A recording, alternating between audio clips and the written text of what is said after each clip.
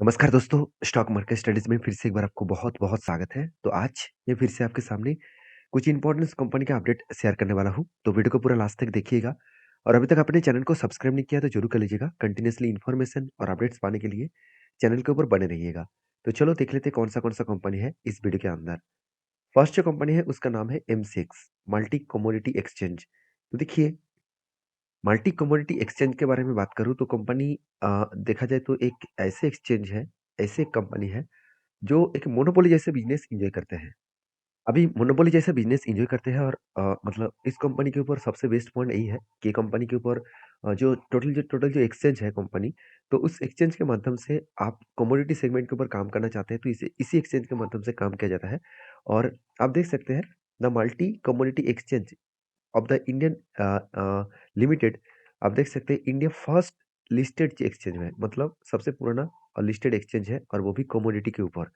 तो इस कंपनी के ऊपर एक प्लस पॉइंट तो ज़रूर है क्योंकि कोई भी अगर कमोडिटी प्रोडक्ट के ऊपर काम करना है, कमोडिटी प्रोडक्ट मतलब gold, nickel, silver, crude oil, इस तरीके से प्रोडक्ट के ऊपर अगर काम करना है, तो आपको हमेशा इस कंपनी के ऊपर ही काम करना पड़ेगा।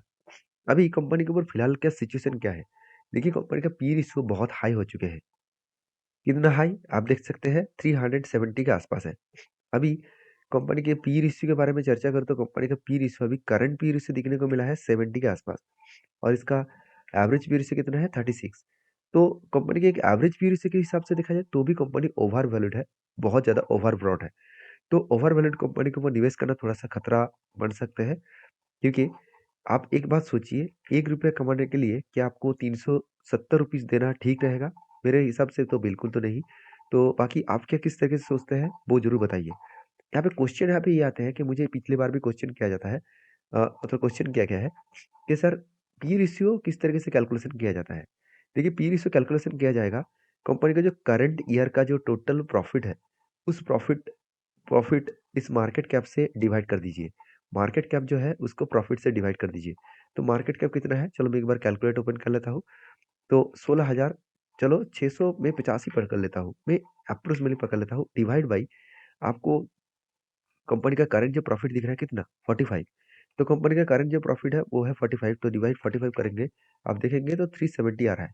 तो इसका मतलब पी रेशियो जो यहाँ पे निकल के आ रहा है 372, तो उसी के रेंज के आसपास है। तो इसका मतलब पी रेशियो बहुत हाई है, मतलब जितना कंपनी मार्केट कैप है और उसका जो अर्निंग है उस हिसाब से कंपनी का पी रेशियो बहुत हाई है। तो पी रेशियो जितना कम होगा उतना ही ठीक रहेगा।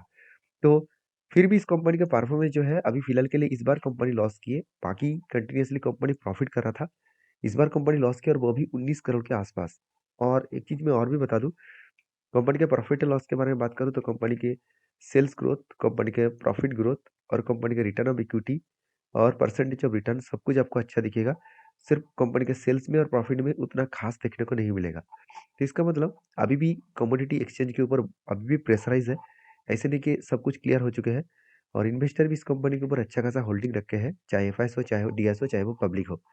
अभी डीएस के बारे में बात करूँ तो कौन-सा म्यूचुअल फंड इस कंपनी के ऊपर निवेश करके रखे हैं आप देख सकते हैं। कोटक महिंद्रा बैंक, उसके साथ-साथ आप देख सकते हैं पीपीएफएस जो म्यूचुअल फंड है वो भी इसके ऊपर निवेश किया। पराग पारिक्स जो फिक्सेबल मतलब फिक्सेबल कैप फंड है, वो भी इस कंपनी के ऊपर निवेश करके रखे हैं। निप्पॉन लाइफ इंडिया, ये भी इसके ऊपर निवेश किया किया है और टाटा एआई, तो अलग-अलग म्यूचुअल फंड कंपनी इसके ऊपर निवेश किया। तो इस कंपनी के ऊपर निवेश करने का एक ही मकसद है क्योंकि कंपनी एक मोनोपोली जैसे बिज़नेस करते हैं, उसके साथ-साथ कंपनी अपकमिंग टाइम्स में भी एक अच्छा खासा ग्रोथ करने का पोटेंशियल है। क्योंकि कंपनी अभी सिर्फ़ के सिर्फ़ 16,600 करोड़ के आसपास है। तो आगे चल के क्या हो सकते हैं वो तो आपको आगे ही दिखेगा। तो फिलहाल के लिए कंपनी का जो डिलीवरी का परसेंटेज है वो आप देखेंगे तो कंपनी के ऊपर एक वीक लेवल का डिलीवरी का परसेंटेज देखने को मिला। अराउंड 20 से 80% के सॉरी 20 से 28% के आसपास।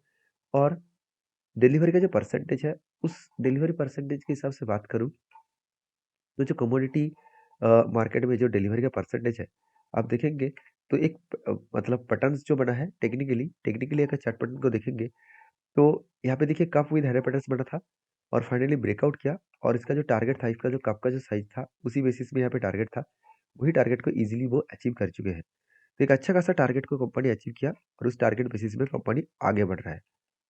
तो नेक्स्ट जो कंपनी है उसका नाम है इन्फो एज। देखिए इन्फो एज के बारे में बात करूँ तो कंपनी के ऊपर जो फ्यूचर का विज़न है वो आपको बता दूँ। इन्फो एज जो नौकरी डॉट कॉम नाम से जाना जाता है, इस कंपनी का ग्रोथ और पोटेंशियल फ्यूचर में बहुत ज़्यादा है। क्योंकि आज देखिए घर बैठे ही लोग सब कुछ माँग रहे हैं, चाहे वो खाने-पीने का चीज़ हो, चाहे वो कुछ टिकट बुकिंग हो, चाहे वो कोई होटल्स बुकिंग हो। उसी तरीके से जॉब भी अभी ऑनलाइन प्लेटफ़ॉर्म के माध्यम से ही हो रहा है। बहुत सारे प्राइवेट कंपनी का जॉब जो है, वो आपको किसी भी जगह पे जाने का ज़रूरत नहीं। आप ऑनलाइन से ही अप्लाई करेंगे, ऑनलाइन से ही आपको इंटरव्यू लिया जाएगा और ऑनलाइन के माध्यम से ही आपको जॉब मिलेगा। घर बैठे भी आपको जॉब मिल सकता है। तो इस तरीके से सिचुएशन क्रिएट हो चुका है, तो जो लोग पहले दुकान में जाकर फॉर्म भरते थे, कंपनी के ऊपर जाकर फॉर्म ड्रॉप करते थे, तो उस तरीके से सिचुएशन अभी बंद हो चुके हैं। तो ऑनलाइन प्लेटफ़ॉर्म बहुत तेज़ी से ग्रोथ हुआ और इन्फो एज का सबसे ज़्यादा ग्रोथ इसीलिए हो रहा है क्योंकि इस कंपनी के ऊपर सबसे ज़्यादा लोग इस कंपनी के ऊपर का मतलब इस कंपनी के माध्यम से लोग जॉब के लिए अप्लाई करते हैं। देखिए सर कंपनी जॉब के बिज़नेस के ऊपर नहीं, कंपनी 99acre.com जो एक रियलिस्टिक बिज़नेस है, उसके साथ-साथ जीवनसाथी.com जो एक मैट्रिमोनियल वेबसाइट है और साथ ही साथ शिक्षा.com जो एक ऑनलाइन एजुकेशन प्लेटफ़ॉर्म है। इस तरीके से प्लेटफ़ॉर्म के माध्यम से कंपनी पैसा कमाते हैं। तो कंपनी की जो बिज़नेस है, वो तो ठीक-ठाक है और इस बिज़नेस ठीक-ठाक होने के कारण कंपनी के आगे चल के कितना ग्रोथ हो सकते हैं वो देख लीजिए। सबसे पहले बता दूँ कंपनी का पी रेशियो बहुत हाई है, बहुत मतलब बहुत हाई। कंपनी के पी रेशियो के बारे में बात करूँ तो एक टाइम पी रेशियो चला गया था 1600 के आसपास और इस 1600 के आसपास में भी लोग खरीदारी कर रहे थे और आज इसका पी रेशियो आ गया 125 के आसपास। तो एवरेज पी रेशियो निकल के आ रहा है 99 के आसपास।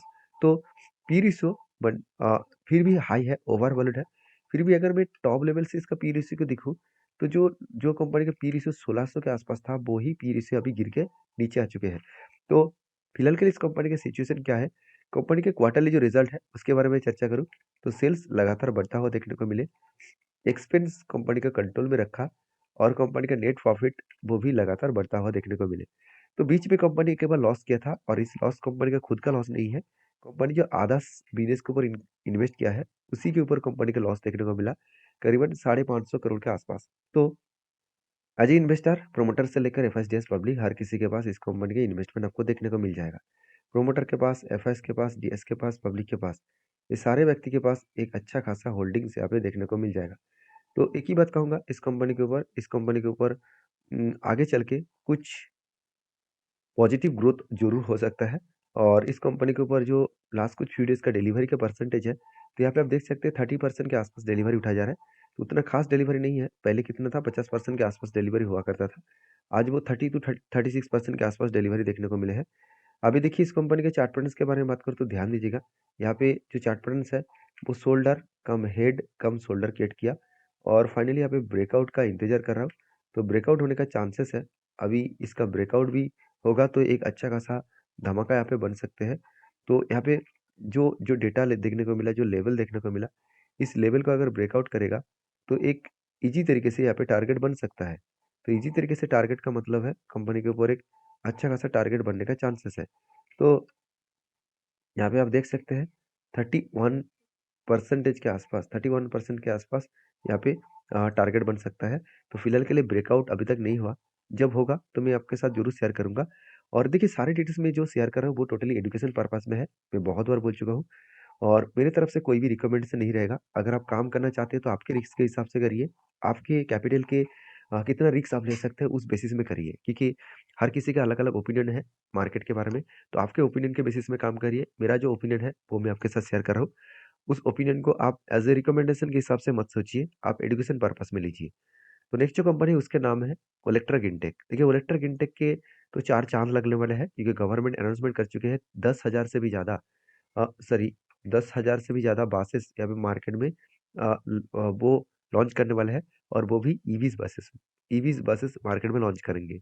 तो ईवीज़ बसेस लॉन्च करने के लिए 10,000 जो बसेस का ऑर्डर देने वाले हैं, वो 3 कंपनी को देने वाला है। एक टाटा मोटर्स, दूसरा है अशोक लेलैंड और तीसरा ओलेक्ट्रा गिनटेक। ये तीनों कंपनी को ऑर्डर मिलेगा। किसको कितना मिलेगा वो तो अभी तक फाइनली डिसीजन नहीं हुआ। तो फिर भी इस कंपनी का ग्रोथ होने का चांसेस इसी की वजह से है क्योंकि इस कंपनी सिर्फ ईवी बसेस ही बनाते हैं। इलेक्ट्रिक व्हीकल बसेस भी बनाते हैं। तो इलेक्ट्रिक बसेस बनाने वाला एक इलेक्ट्रिक इंटेक एक लीडर प्लेयर है। तो इस कंपनी के ऊपर जो प्रोजेक्ट है आप देखेंगे तो कंपनी के ऊपर अभी करंट जो सिचुएशन है, उस सिचुएशन के हिसाब से बात करूँ तो कंपनी के ऊपर जो ट्रेड रिसीवेबल हुआ, तो ट्रेड रिसीवेबल कितना है? 520 करोड़ के आसपास। तो एक अलग लेवल का ट्रेड रिसीवेबल यहाँ पे देखने को मिला।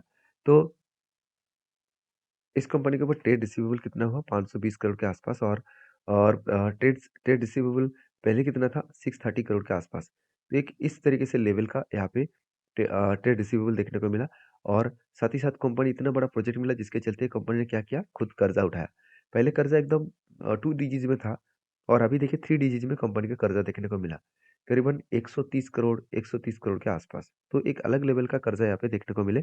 और कंपनी के ऊपर जो इन्वेस्टर है, उसके लिए आप देखेंगे तो प्रोमोटर, एफआईएस, पब्लिक हर किसी के पास इन्वेस्टमेंट है। हर कोई इस कंपनी का होल्डिंग कंटिन्यू करना चाहता है। हाँ, मान लेता हूँ डीएस के पास होल्डिंग्स नहीं है, तो आज कंपनी छोटा है, जब बड़ा होगा, जब और भी ग्रोथ होगा तो इस कंपनी के ऊपर डीएस भी इन्वेस्टमेंट करना स्टार्ट कर देंगे। तो अभी इस कंपनी के ऊपर आपकी क्या राय है ज़रूर कमेंट्स करना। और लास्ट कुछ वीडियोज़ का डेटा दिखा दूँ, तो कंपनीज़ के ऊपर आप देखेंगे तो 40 टू 45% के आसपास डिलीवरी का परसेंटेज आपको देखने को मिलेगा। तो उतना हाई डिलीवरी भी नहीं है, उतना कम भी डिलीवरी नहीं देखने को मिले। तो टेक्निकली चार्ट पैटर्न्स के बारे में बात करूँ तो इलेक्ट्रिक इंटेक के ऊपर मैं पहले भी बोल चुका हूँ। आप देखेंगे तो कंपनी एक रेंज क्रिएट किया, उसके बाद ऊपर गया, फिर से नीचे आया और रेंज क्रिएट कर रहा है, फिर से ऊपर जाने का चांसेस है।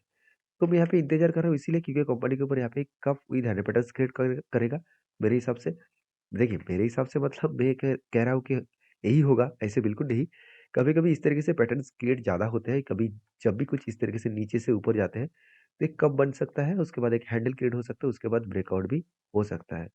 तो ब्रेकआउट होने के बाद एक अच्छा खासा एंट्री लेवल और टारगेट लेवल भी हो सकते हैं।